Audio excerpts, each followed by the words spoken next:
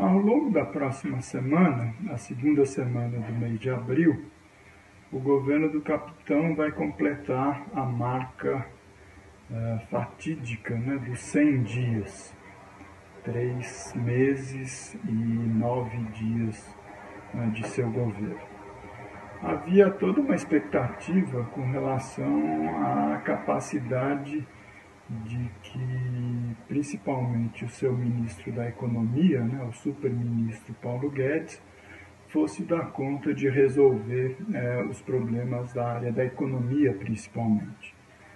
Quer dizer, vocês devem se lembrar, na época da campanha, quando questionado a respeito de seu programa, dos principais projetos para a área econômica, ele dizia: não, vocês vão falar isso com o Paulo Guedes, ele que tem todas as respostas, seja porque Bolsonaro realmente não entende nada dessa área da economia, seja porque também na sua história anterior, ao longo dos quase 30 anos em que ele nada mais fez senão ficar escondido no seu gabinete na Câmara dos Deputados, o fato é que ele sempre pensou, sempre votou e sempre apresentou projetos que iam exatamente na contramão dessas intenções mais radicais, mais extremadas do liberalismo do Paulo Guedes. Mas, enfim, o fato concreto é o seguinte: já foram-se 100 dias, o governo praticamente não começou, seja pelas trapalhadas de figuras como Ernesto Araújo nas relações exteriores, Damares no Ministério da Família, ou então o Vélez na área da educação. Enfim, é um governo que está batendo cabeça, que está sendo ridicularizado aqui dentro e lá fora, e aquela que era a grande promessa, entre aspas, para os setores empresariais, para todas as áreas da nossa burguesia liderada pelo sistema financeiro, tampouco conseguiu apresentar algum resultado positivo. Significa, as previsões todas de crescimento do PIB, por exemplo, Produto Interno Bruto, para 2019, para 2020, semana após semana começam a cair, porque, na verdade, as grandes correntes do financismo, aliadas aos grandes meios de comunicação, televisão, dos jornais, diziam que finalmente a economia brasileira ia sair do buraco, porque agora tinha gente competente no comando da economia. Era a mesma coisa que se dizia na época do Temer, lembra? Vamos fazer a reforma trabalhista e agora tudo vai se resolver. De jeito nenhum. Foram retirados os direitos dos trabalhadores, o desemprego só aumentou, a recessão não diminuiu. Vamos aprovar a PEC do fim do mundo, aquela emenda constitucional que congela durante 20 anos, 2 longas décadas, todas as rubricas orçamentárias na área social. Saúde, educação, previdência estão proibidas de crescer. Os gastos financeiros, os pagamentos relativos aos juros da dívida pública, pelo contrário, estão liberados. E mesmo assim, essa medida foi aprovada em dezembro de 2016, não se resolveu a crise econômica, muito pelo contrário. Então, o que está acontecendo quer dizer que não temos nada a comemorar esses 100 primeiros dias do governo Bolsonaro. O que acontece é que cada vez mais fica claro para o conjunto da população, mas principalmente para setores que votaram nele simplesmente por um descontentamento generalizado, que ele não tinha projeto nenhum, de fato, para resolver os problemas da crise econômica.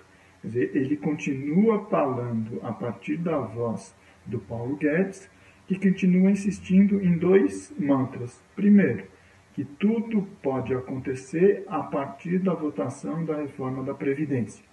E a gente sabe que isso é uma outra balela, quer dizer, o que ele está verbalizando é o interesse do sistema financeiro de abocanhar esses 600 bilhões anuais que são movimentados pelo INSS, o Regime Geral da Previdência Social, e que ele quer privatizar e transformar num modelo de capitalização. Mas isso não tem nada a ver com a retomada da economia. tá certo? Quer dizer, porque a questão fiscal, a quantidade de dinheiro que o governo arrecada, na comparação com a quantidade de dinheiro que o governo gasta, isso não vai ser alterado pela mudança na Previdência. Essa equação só se altera na hora que houver uma retomada do crescimento econômico. E para isso só tem uma fórmula, quer dizer, os países do mundo inteiro, os Estados Unidos, os países europeus, o Japão, só conseguiram sair da recessão na hora que eles recuperaram alguma forma de protagonismo do setor público, uma recuperação do protagonismo do Estado. E é essa a única forma que a gente tem para promover a saída dessa crise.